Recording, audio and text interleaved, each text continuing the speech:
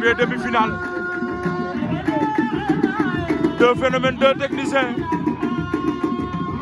Gouye Gui Ndiaye Gagnick. Papa Ndiaye alias secteur ne Galangué. Secteur ne Galangué moo ñu woon ginnaaw ngemboo ngembulu bulali. Gouye Gui Ndiaye bu Gagnick lañ jàkkaarloo noonu.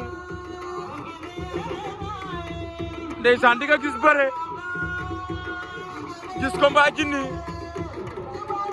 Ñaar ñii ay naatang. Gouye Gui Ndiaye Papa Ndiaye.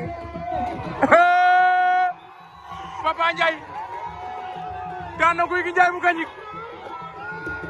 waxoon naa la ko combat jinni ngay gis Papa Ndiaye ndeysaan daan na Gouye Gui de waaye pare dafa blessé loolu doxul ndeysaan ay ndaanaan lañu ay naataango lañ te ñaar ñay bërekat lañ Papa Ndiaye en finale